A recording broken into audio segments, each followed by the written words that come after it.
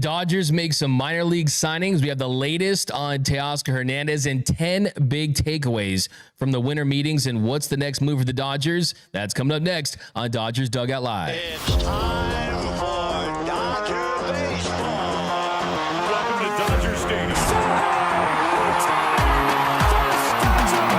This is the golden age of Dodger baseball. The Dodgers are building a dynasty. You got it, Warrior Parade! We got it, Parade! The Dodgers push back and head to the championship. Shohei Ohtani starts the 50-50 club. Mookie magic. Freeman hits the ball to right field. She is gone! Start the party, Los Angeles! Your Dodgers have won the World Series! Think blue, bleed blue, and I'm out. What is up, Dodgers Nation, and welcome to another episode of Dodgers Dugout Live, presented by dodgersnation.com, the #1 Dodgers show and podcast on YouTube. My name is Doug McKain, credential member of Dodgers Media. You can follow me on X and Instagram at DMac_LA. Now, if you haven't yet, do me a huge favor. Join the party, over 111,000 subscribers. Hit the subscribe button, hit the notification bell, and if you really want to support the channel, want to see more content, more giveaways, just want to support the channel, smash that like button for your Los Angeles Dodgers. Of course, every episode of Dodgers Dugout Live starts with the poll question of the show. And if you don't know, Freddie Freeman's home run ball from his walk-off grand slam in the World Series just sold for $1.56 million. And I asked you guys over on the X, which Dodgers home run ball would you want the most? Right now, 27% of you say Ohtani's 50-50. That was Noel's answer, by the way. 58% of you say Freddie Freeman's World Series Grand Slam. 14% say Gibby's World Series Game 1 Grand Slam. And 1% say other. So let me know down below in the comment section, which Dodgers home run ball would you want? Let me know down below in the comment section. And Tony Taters, there he is. Tony Taters, right over there. He's looking for all your fire takes, all your super chats, all your comments. Later, we're going to answer all your questions during the 7th inning stretch. So if you have a question about your boys in blue, drop it down below, and we're going to be giving away our comment of the show every episode during the 7th inning stretch. We got Noise by Noel, Mr. Noel Sanchez. He's rocking with us as always, and he's going to be looking for your fire takes too. But you guys know how every episode of Dodgers Dugout Live starts. It is with the leadoff. Leading off, the hottest story in Dodger baseball. So we are still on Teo watch, and the hottest story in Dodger baseball is, as of right now, Monday, the Dodgers have not re-signed Teoscar Hernandez.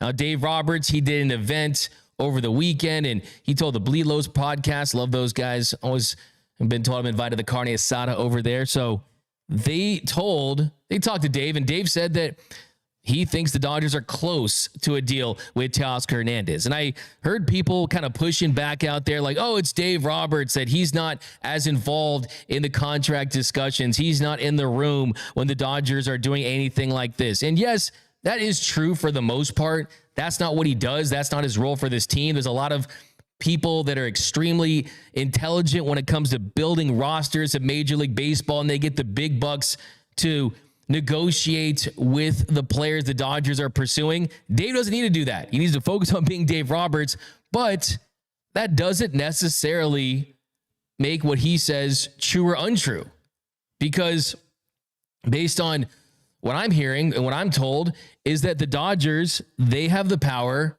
to close on Teoscar Hernandez at any minute. All they have to do is pick up the phone, make the call. They know what it would take to get a deal done, and a deal will get done. And that's what I can tell you right now when it comes to Teoscar Hernandez, is that just because they're saying close doesn't mean that the other side is saying it's not close based on where they're at with contract negotiations. Both sides know what it's going to take to put pen to paper and keep Teoscar Hernandez in Los Angeles for a deal. And they were closer than they are now about a week ago. But I do think that ultimately both sides are going to find a way to get a deal done, just because I think it's pretty clear at this point. It's not inside information to know that Teoscar Hernandez wants to be a Dodger. It's not inside information to know that the Dodgers want him back. Have they drawn a line in the sand and say, okay, this is our final offer. This is it. Take it. I don't think that's the case. I think that the Dodgers realize that they have a hole in the outfield still. They understand that Teoscar Hernandez was absolutely fantastic for them in his bet on yourself season with the Dodgers. And they realize that they are going through their process. And I think with Teoscar, kind of the big thing is his willingness to stay patient. And quite frankly, that there's not another team out there that's willing to come through and make a deal that absolutely floors them, whether it be a fourth year potentially, whether it be an extremely high AAV with no deferrals, a signing bonus, something on that end. Because what I've been told is that if it's close with another team, he's going to the Dodgers. So, one thing I was asking around is, look, I mean, the Toronto Blue Jays, man, they have been the bridesmaid and not the bride with essentially every single free agent. And when you miss out that much, you don't get Shohei, you don't get Juan Soto, you don't even get a contract extension done with Vladimir Guerrero Jr. It makes you wonder, what is it going to take to get top-level free agents to Toronto? Because that's a very well-funded organization. They're owned by Rogers Communication. They have over $24 billion in assets that they manage and everything related to what they're bringing in. So they have the money to spend. They just haven't been able to land that free agent. So I guess if you want to find something to be fearful about, it would be that another team, all it takes is one call from another team to show that interest and show the willingness to go out there and get a big deal done. I mean, I think that there's other players that are in Major League Baseball right now. They're impacting everyone's contracts, right? I mean, Corbin Burns has not signed yet. And by the way, Ken Rosenthal did say today that Corbin Burns might be willing to consider a shorter term high AAV deal with opt-outs. I mean, we know that that is music to the Dodgers' ears if they were going to go that route, but I think from a rotation standpoint, they're set. But Corbin Burns is a big name. If he wants to stay on the West Coast, he goes to the Giants. That means that he doesn't go to the Boston Red Sox. He doesn't go to the Toronto Blue Jays. And the Blue Jays are still in a position where they have a lot of money and they have the ability to throw it out, guys. But I still think at the end of the day, I'll give you anything that I've got as far as Teoscar Hernandez. And right now, I still think that, look, they're still prioritizing the Dodgers. The Dodgers still want him back. It's just a matter of getting a deal done. I think the difference between the Teoscar kind of free agency and something we've seen in the past for the Dodgers as far as keeping talent with this team is that we haven't seen a player or members of this organization be as public about wanting to have a reunion, wanting to stay together. And yes, it is a reunion because right now Teoscar is not a Los Angeles Dodger at the moment. So the natural question is, well, if you guys want each other, if you guys both are committed to each other, then why the heck don't you just get a deal done, right? So I think that's only natural to have that thought right there. But let me know down below in the comments section, what are your thoughts on Teoscar Hernandez and the Dodgers? Are you getting concerned? I mean, look, you got Christmas next week. The Dodgers, they've had some stocking stuffers with Blake Trinan, with Michael Conforto, but we need a bigger present. And I think Teoscar Hernandez could certainly be that. But let me know down below. We got Alex Rea. Without Teo, we don't win the World Series, period. Give that man his money. And look, that's not a reason to sign a player, right? I mean, without Jack Flaherty, you probably don't win the World Series either, but that doesn't mean you're bringing back Jack Flaherty, right?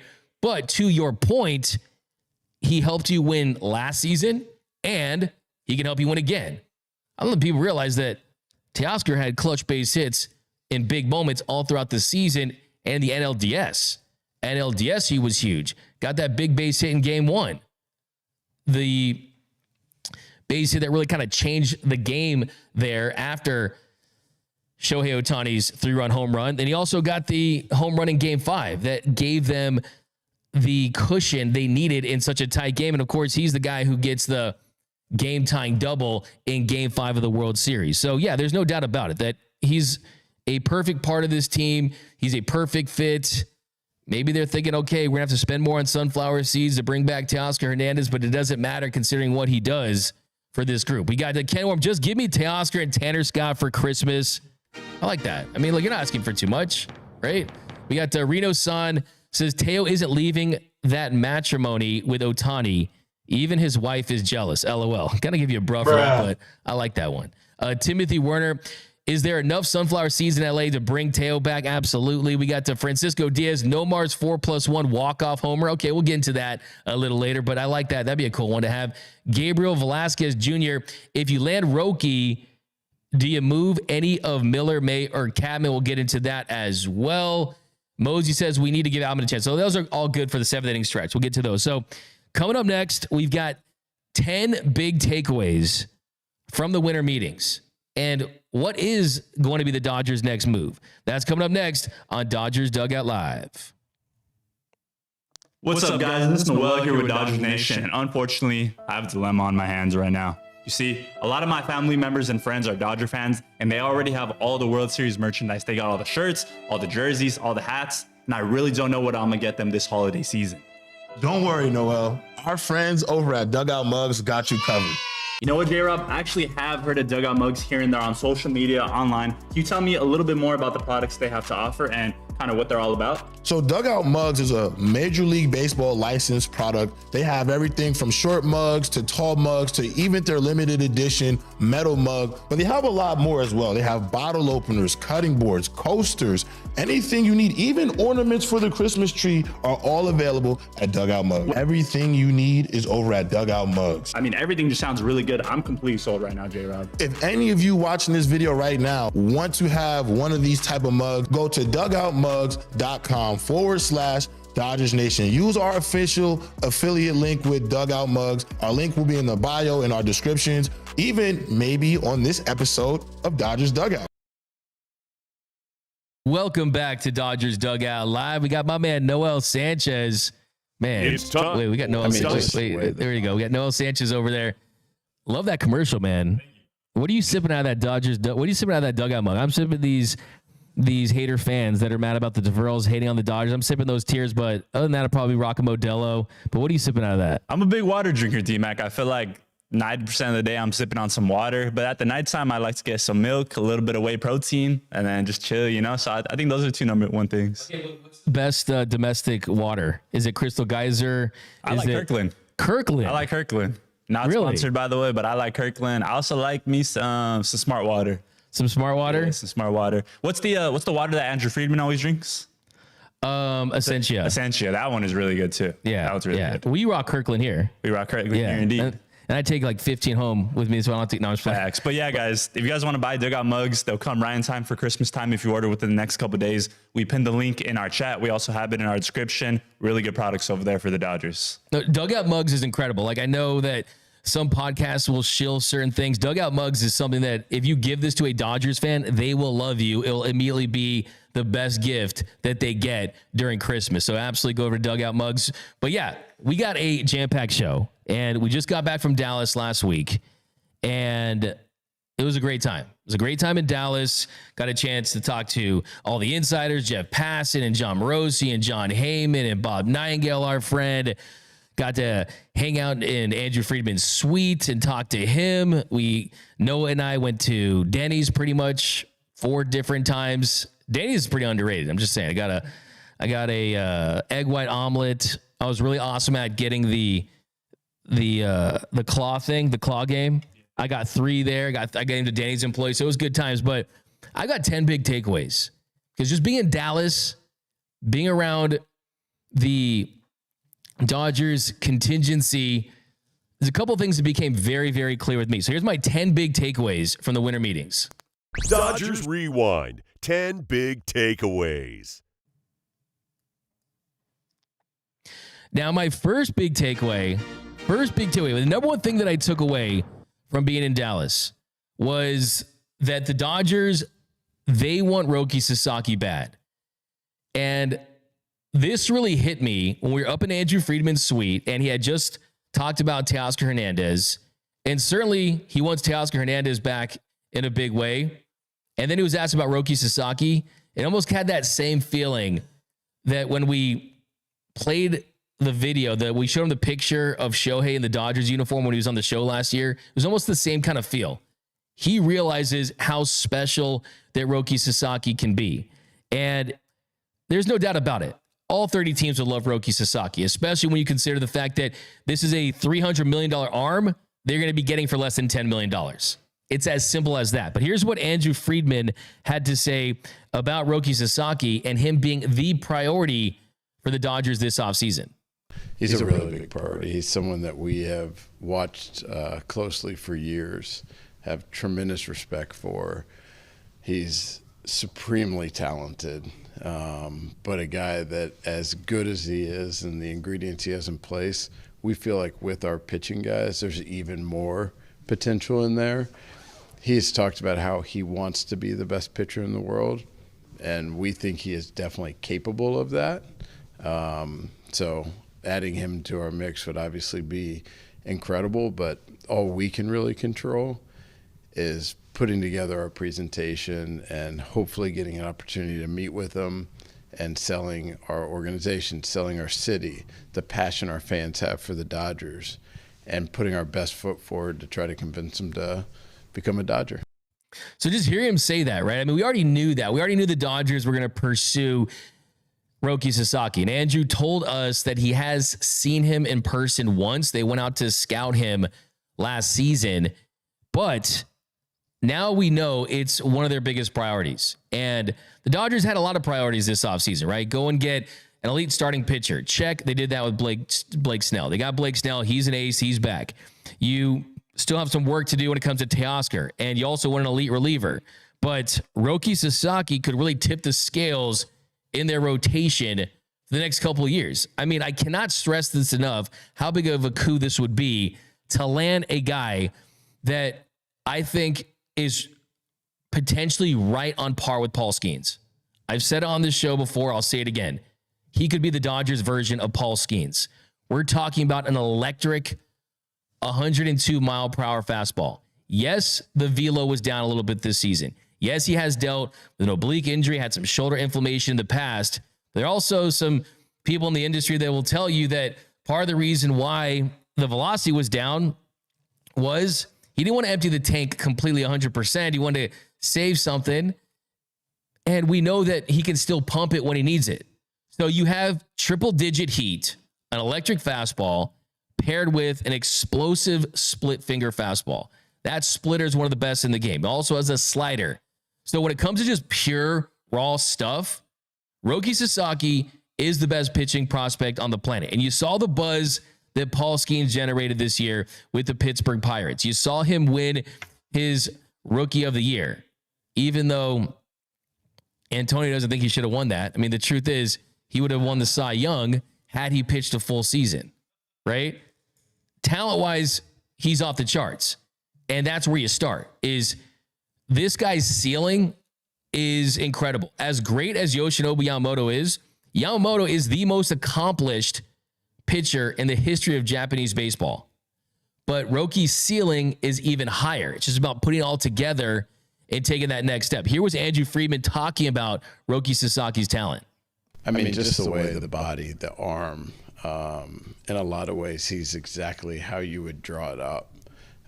So just the way the arm works, the fastball that's in place, the split, the feel he has for it is, a double plus pitch in the major leagues right now.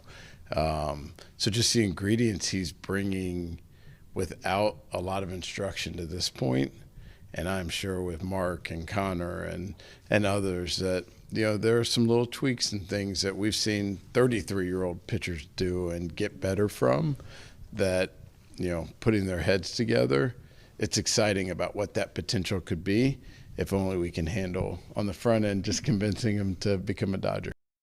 So I think that you can get a glimpse inside what the Dodgers pitch is to Roki Sasaki. He made it very clear right there that as good as he is, as much potential as he's flashed, that he can absolutely take another step. And the Dodgers have the foundation, they have the infrastructure, they have the years of proof and experience where they can present Roki Sasaki with very specific details on how they're going to make him better. And that's the biggest question right now, is what is the top priority for Roki Sasaki? So we know that he's one of the Dodgers' biggest priorities as far as what they're doing this offseason. The question is, what is Roki Sasaki prioritizing as a pitcher? Is it wanting to not be in the shadow of Shohei Ohtani and potentially Yoshinobu Yamamoto? Or is the presence of those two a reason to sign with this team? Is it a reason to sign with this team? Because for all we know, that's the case. The senpai and kohai relationship that John Morosi was talking to us about, because you could certainly get that with Yu Darvish in San Diego. But I think with this version of the Dodgers, you're going to be with Yamamoto longer. You're going to be with Shohei Ohtani longer. So if you want to learn from two of the best Japanese pitchers in history and have that senpai kohai relationship, it's going to potentially, I think, bear more fruit in Los Angeles than it would in San Diego. Now, Joel Wolf, Roki Sasaki's agent, was asked that question. He said he did not know whether that was going to be additive or be something that could deter him from wanting to sign with the team. But I remember this time last year, people were saying that Yamamoto might not want to play with Shohei Ohtani. Clearly, it was the exact same opposite. He did want to play with Shohei. He was comfortable with it.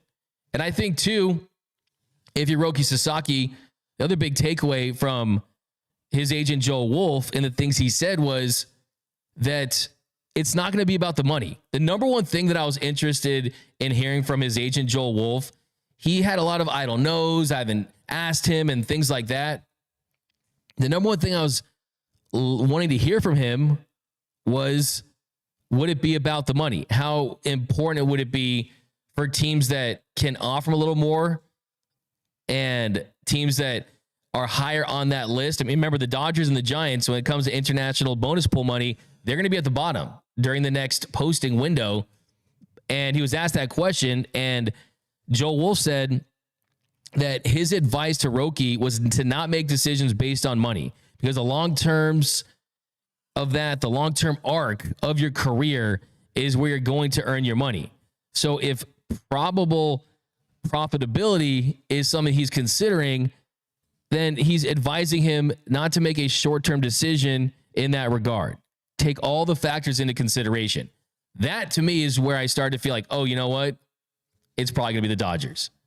Because if it's not about the money, first of all, you're talking about something that is marginal compared to what he could potentially earn down the line. And then two, endorsement-wise, you can make up $1 million to $2 million if that's the case. So it's not going to be about the money. So if it's not about the money, it's going to be about the best fit and the team that can maximize his potential. So I think that's the number one thing for me. I really do. And Joel Wolf told us that he's wanted to play in the show for a long time, and that it was always been his dream, that he idolized Yu Darvish and Matsuzaka and Tanaka, and that at his age, really, he wants to compete at the highest level, and that he said that there's no absolutes. There's no guarantees that he's going to be fully healthy in 2 years and sign a $300+ million Yamamoto contract or anything like that. I think what he wants is to refine and polish his mechanics and see what it's like where you have the best analytics, the best attack plan, every single way to optimize your talent is in place, and then you're going to sign down the line. Now, I do want to point out that he probably wants to show he's durable. One thing I was thinking this morning was he wants to kind of end this myth that he can't be a durable pitcher, because if you look at his years, 2022, Roki, 129 and thirds innings, a 2.02 ERA. 2023, 91 innings, a 1.78 ERA. 2024, 111 innings, a 2.35 ERA. You compare that to Yamamoto, there is no comparison. Yamamoto was out there on another level when it comes to durability. Yamamoto, 2021, 193 and 2/3 innings. 2022, 193 innings. 2023, 164 innings, a 121 ERA, won the Triple Crown, won the Sophomore Award, won the Gold Glove, won the Best 9 Award, played in the Japan Series.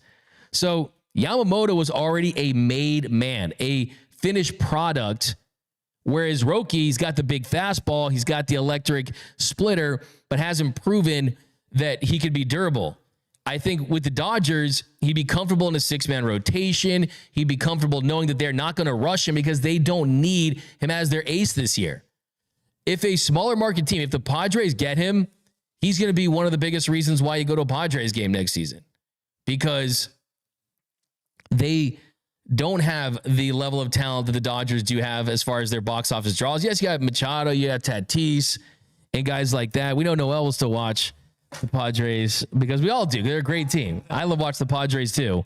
But the truth of the matter is that Roki Sasaki would be a bigger part of their whole selling point. With the Dodgers, it's more comfortable. And I think that's something that's going to play a factor here. But I just want to put into perspective how elite this guy is and what it would look like if he was in the United States in this system. Just imagine if there was a prospect, a pitching prospect at the AAA level, and he was getting double-digit strikeouts every game at age 20 to 23. If he was pitching perfect games with 19 strikeouts, and then he was perfect for the next game with 8 innings, you would be getting the Paul Skeens level of treatment as far as wanting to see this guy in the show. So, hey, we're talking about someone who they're about, someone they're all about, and someone that they definitely want to see in Dodger Blue in a big way. He'll fill out this 6-man rotation. Okay, next big takeaway is about Mookie Betts, because it sounds like, from what Andrew told me, that they're really not looking at other options right now, that they see Mookie as a shortstop. Yes, he was a negative defender, but he started to figure it out at the end. We've talked a lot about this. And really the big question is, how has he developed this offseason? And we don't know until we see it on the field. We don't know what kind of work he put in the offseason and how that's going to translate to being a shortstop from the start of a spring training to the start of a regular season, throughout that without being injured, how that's going to impact the bat and in the postseason. All those questions can only be answered in time. But what we do know from what they're telling us is that they're going to give him that opportunity. But having said that, I did find a little interesting that this is what Dave Roberts had to say about Mookie Betts playing the shortstop position, because if you listen carefully to what Dave had to say, it sounded like there was just a tiny little out just in case. I think the thing I learned about Mookie that I already sort of knew, I knew in the sense that he's not going to make an excuse. He's willing to tackle anything that he can tackle, and he did it with a lot of professionalism. It wasn't always great.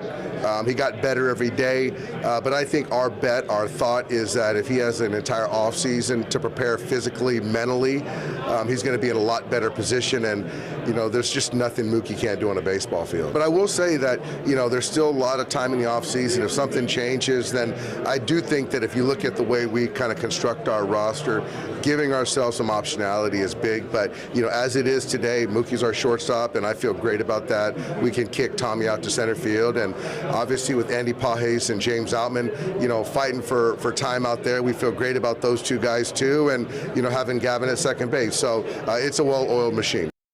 So you heard him say that. He said, as it is today, Mookie's our shortstop. So by that, it tells me that if they want to go in a different direction, they would. But if you are going to have Mookie Betts at shortstop, the biggest benefactor of that is Gavin Lux. So that brings me to my next big takeaway is, did the Dodgers try to include Gavin Lux? Did they try to include him in a trade for Devin Williams? Because it was reported that at the very least, there was discussions about that. So, I mean, there's no way to tell because Devin Williams is a Yankee now. And look, teams check in with teams all the time. And before players are traded, you're going to look at all potential options and trying to get the best player possible. And if you kind of look at how that deal was really put together on the Brewers end, it was Nestor Cortez, a veteran pitcher with one more year of team control, that really got that deal done. So that tells me that unless you want to get a third team involved, they really didn't have that many options if you're the Dodgers to get a trade done with that role that the Brewers are trying to fill, right? I mean, they're trying to go out there and get a veteran. Who would you have? Maybe a Dustin May, who's come back off an injury, who does have one more year of team control left. But still, I think when you look at the Dodgers' plan, it's kind of one of those things where it could be on the Brewers' end. It doesn't mean that the Dodgers were calling the Brewers like, hey, take Gavin Lux off our hands. He's from Kenosha, Wisconsin. All right, let's get a deal done. That's not how it works, right? The Brewers could want your players, right? You can't buy a house that's not for sale, but you can knock on the door and ask, what would it take to buy this house? How much would it cost? What would it take, right? So for all we know, that was the case.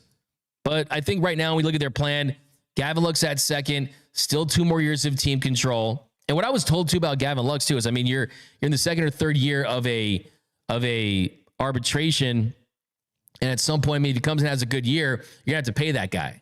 So they don't love that as much, but they did take a veteran back in Nestor Cortez, and I think with Nestor Cortez, man, I think the Yankees are trying to get off that stink of that Freddie Freeman grand slam. So I don't know if that was that reason why, but we'll see what happens with Gavin Lux. I still think that they want to keep him, because if they had wanted to trade him, they would have done it already.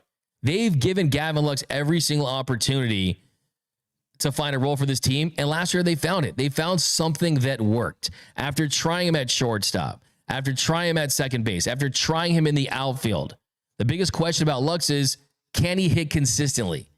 Early in the year, he didn't. After the All-Star break, he did. He also played above average defense at second base. So it's taken some time, but they've actually found something that has worked.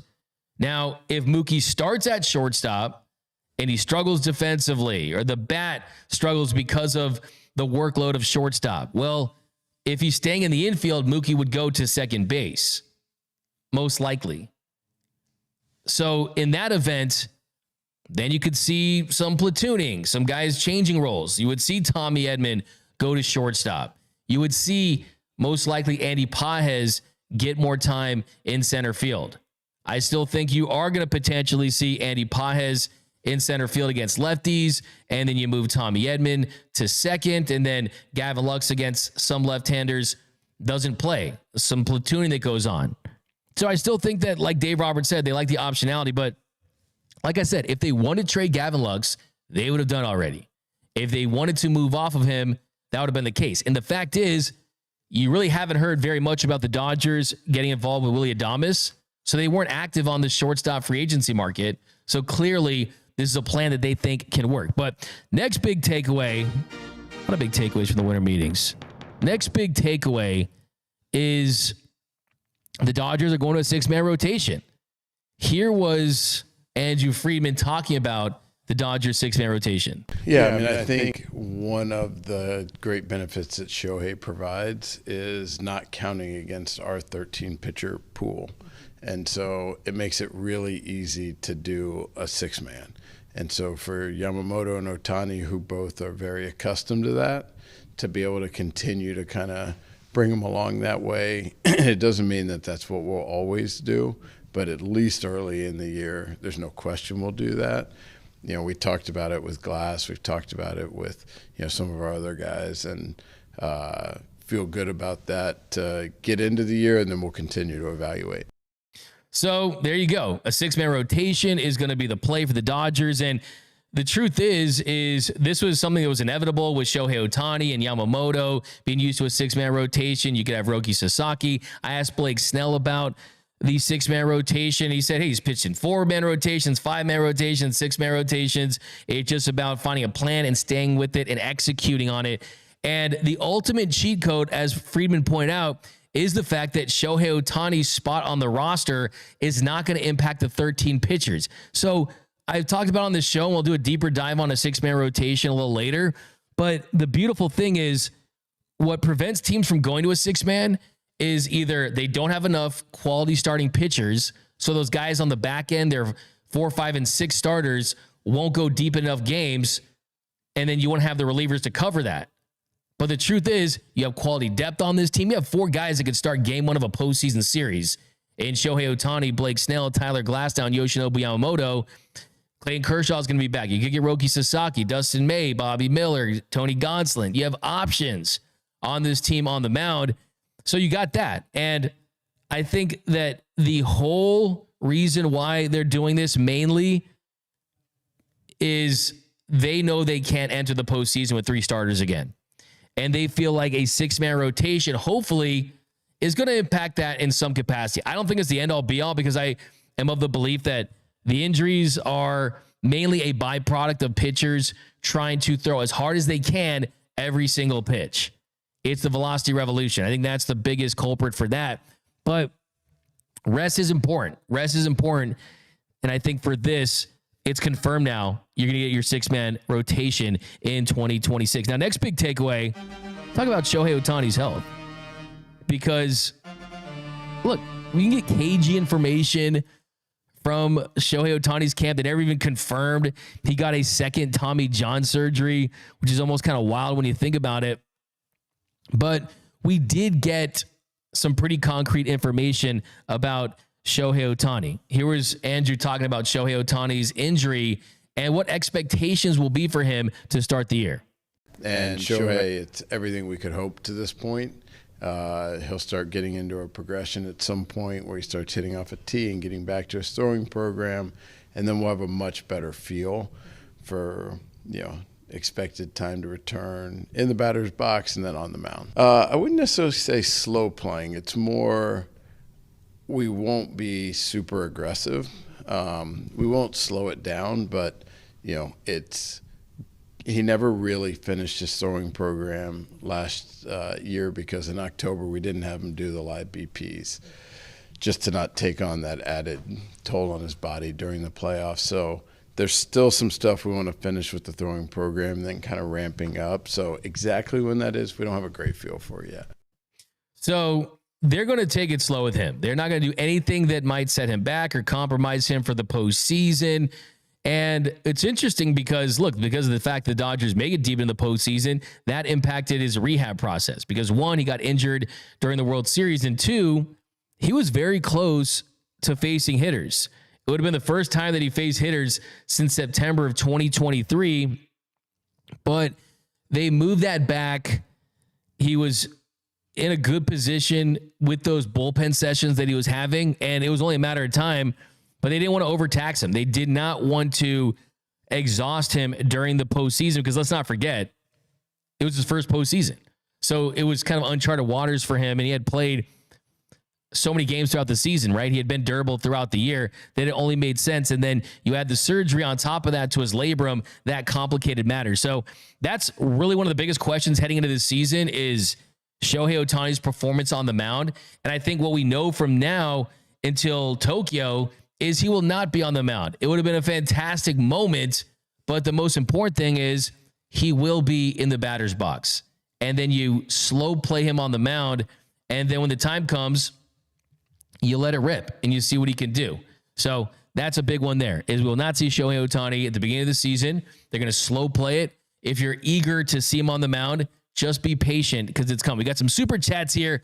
$1.99 from AD. Appreciate that. $4.99 from Francisco Diaz. Musgrove, Cease, and Darvish all traded for.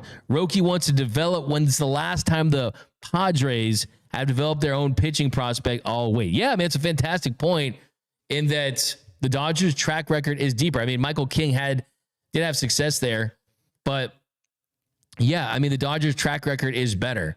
And I think that it's about being on the West Coast, being in a comfortable situation, being with you, Darvish. Padres still are a good team. They're one of the best 5 to 10 organizations, really, as far as competing on a yearly basis in baseball. You have to give them that. But look, I mean, this probably comes off as biased, but if I want to be the best pitcher I can be, I'd probably want to sign with the team that just showed what they can do with Yamamoto in 1 year, and that they're not going to force these guys on the mound. They're going to go at their pace and make sure that they're in the best position to have some success. Now, next big takeaway is the Dodgers are being as aggressive this offseason as they were last offseason. It's just a little different. That they're training like they're number two. They always say, if you want to be number one, you have to train like you're number two. The Dodgers are entering this offseason and executing as if they lost to the Yankees in the World Series, as if they hadn't won a World Series in a long time. A lot of organizations in Major League Baseball would have taken last year and said, you know what? We got you your World Series. Let us breathe a little bit. Let us recoup a little bit. Not the Dodgers. They want multiple championships.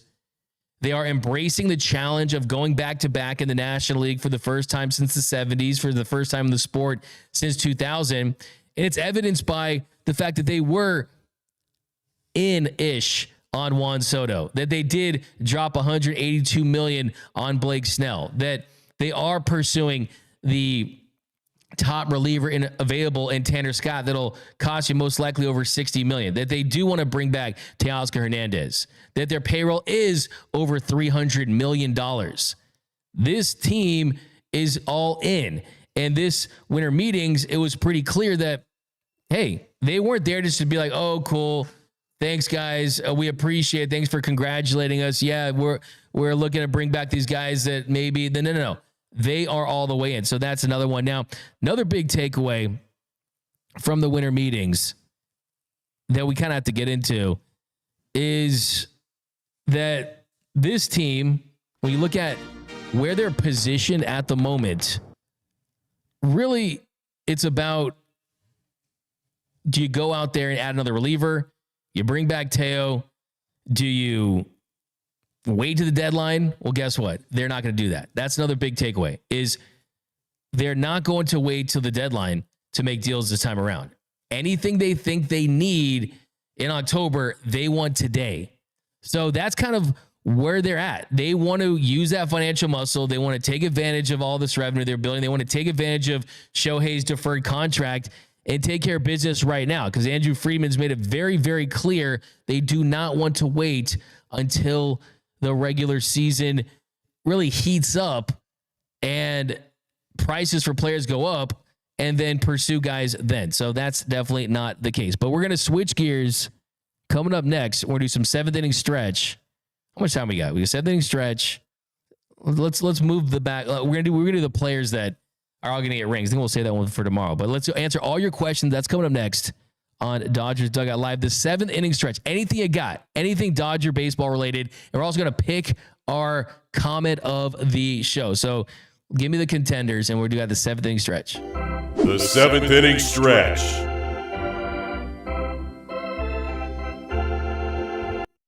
Francisco Diaz, a $4.99 super chat. What will you teach Roki how to not win elimination games? Bro is 0-7 when it matters most. Roki wants to become the best in the world. 0-7 isn't that. Hey, look, come on now.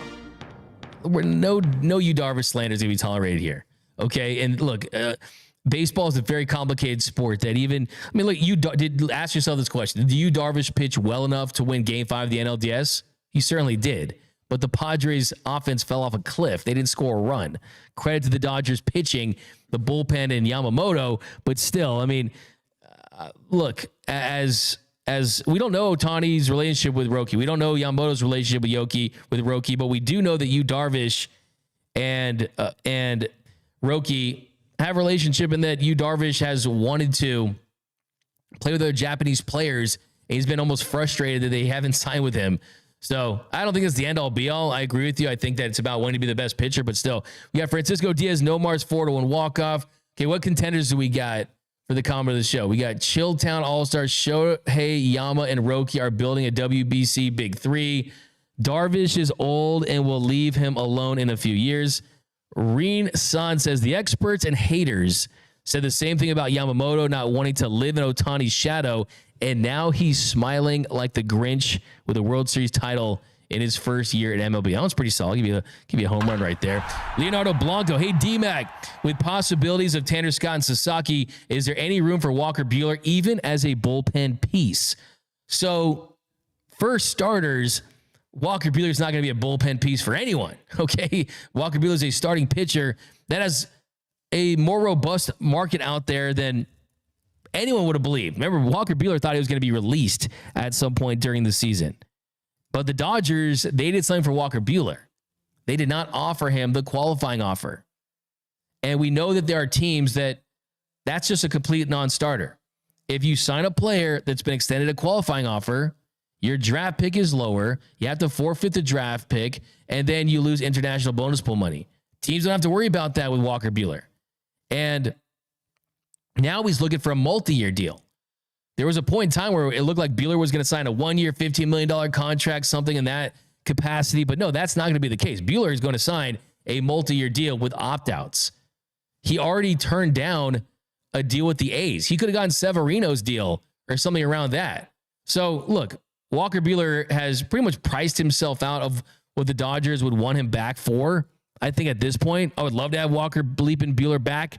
He's an absolute postseason dog. I think that this rotation would be okay without him in the regular season. We don't know what Buehler would look like during the regular season, the postseason next year, with a full year to recover from that second Tommy John. But it's kind of one of those things where, no, he's going to be on a different team next season. Could be the Rangers, could be the Mets, could be, who do you say? Could be the Braves. I can see Walker with the Braves. I can see Walker with the Braves, especially kind of what they do with pitchers, like what they do with Chris Sale.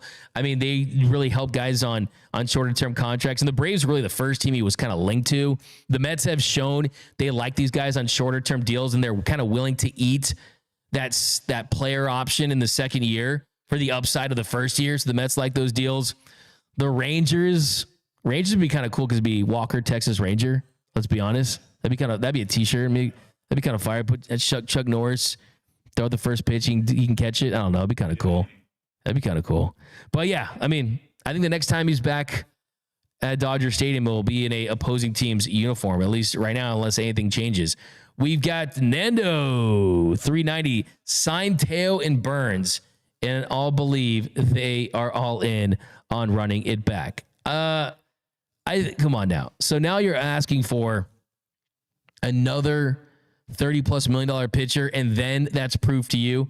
I mean, who knows? I mean, on a short-term deal, like I said, Ken Rosenthal said he'd be willing to sign a possible short-term deal. I think that's kind of more a negotiating ploy. I think that the Giants, if the Giants don't sign Corbin Burns, they're unserious.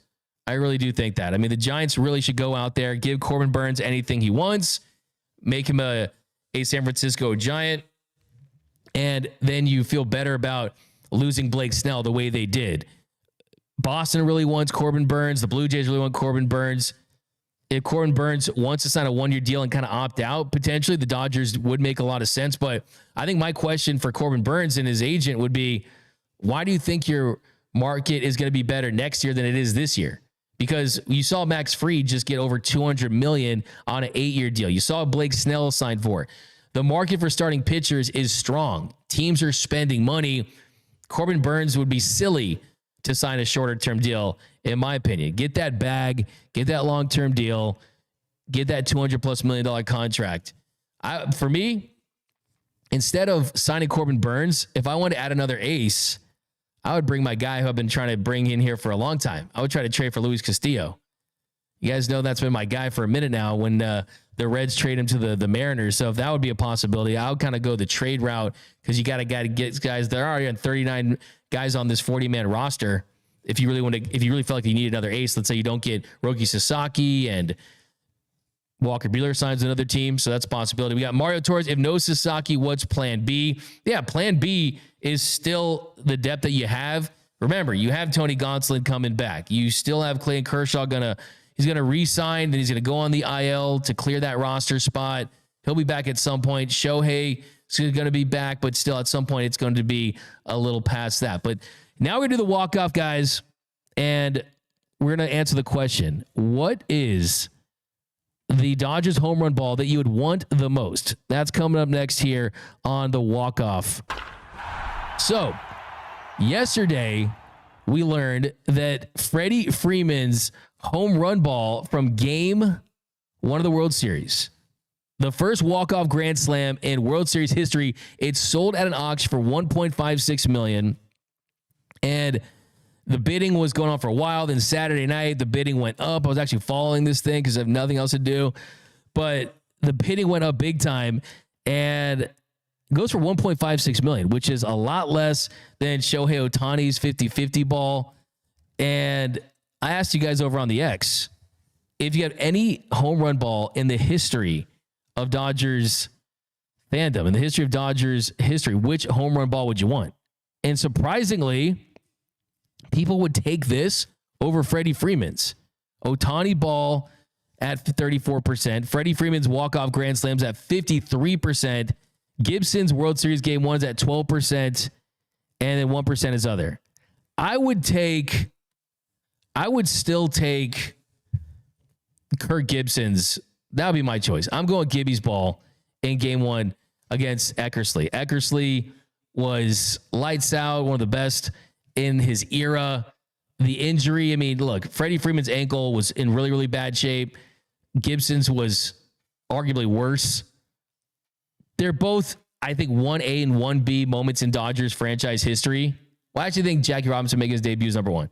But I still think that as far as hits, it's 1A and 1B. I think the recency factor of Freddie Freeman is something that could, and look, there's no wrong answer here. If you think Freddie Freeman's it would be your choice, then that'd be awesome. And I love that. But yeah, the Kirk Gibson one is number 1 for me. But the Shohei Ohtani's home run ball, I think, went for $4.39 million. So you just kind of discount the money that you would make from it. That would be the most valuable. But Antonio, where would your pick be? Would it be, you could say other two. You could say, for sure. You could say Clayton Kershaw's opening day home run against the Giants. That's a great That one. could be your number 1. You know, I'm a real sentimental man, D-Mac, and for me, it's going to be the Steve Finley's 2004 Grand Slam against the Giants. Just watching that game, just getting into baseball that time, learning about the Dodgers-Giants rivalry, and just watching with my dad. My dad was just like, oh, Dodgers going to blow it again.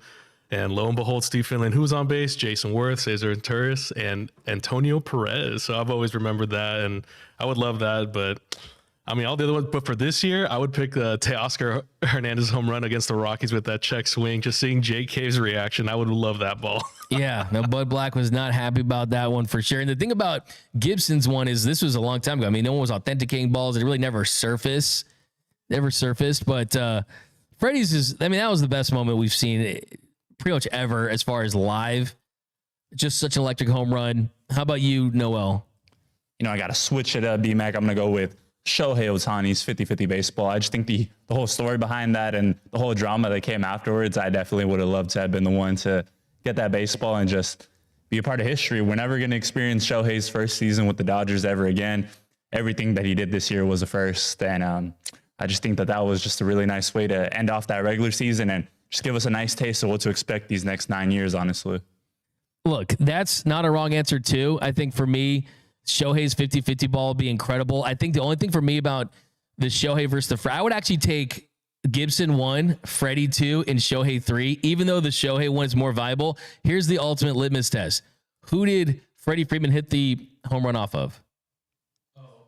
Which one? The last one? The Grand Slam? Yeah. Nestor Cortes. Okay, who did Shohei Ohtani hit 50th home run off of? Oh, it was a position player. No, that was the last one he hit, but it was Mike Baumann of the Marlins, right?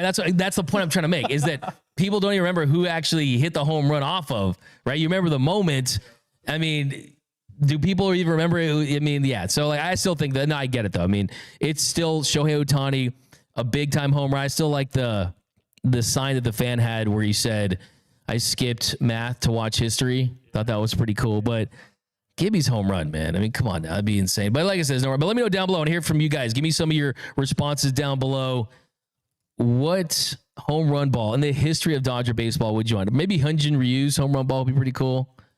That'd be pretty awesome. One of Miguel Vargas's would be up there for me. Yeah, Miguel Vargas' first home run would be up there for me. But let me know down below in the comment section. We've got Muncie's walk-off in Game 3. That was the Red Sox. That was awesome. I was there for that. That was pretty amazing. Joshua Luna says, I'll take Ohtani's 60-60 ball next season. Yeah, he ain't getting 60 stolen bases. The next feat for Shohei, I'll predict the next feat for Shohei. Next feat for Shohei is going to be Cy Young MVP season. He's going to do the Cy Young MVP, but position player. Kershaw obviously did that, but it'll be a little different when he does the way he does it. But that's going to do it for this episode of Dodgers Dugout Live. I got some funny ones actually down below, but got still ones down. Rick Money's 1981 NLCS. Nick Ahmed's home run for Mike Hunt. Going to give you a bruh right there. But that's going to do it, guys. We'll be back. If anything breaks, any Dodgers news, we will be going live very quickly after that. Anything tail related to, but that's going to do it for this episode of Dodgers Dugout Live. My name is Doug McKain. You can follow me on X and Instagram at DMac_LA. If you have not yet, do me a huge favor. Hit the subscribe button, hit the notification bell, hit the like button, and drop that down below. Which home run ball would you want in the history of Dodger baseball? Because I see you guys, someone who wants Muncie's against Bumgarner. That'd be pretty awesome. But that's going to do it, guys. Remember, nothing brings us together quite like Dodger baseball. Until next time, think blue, bleed blue.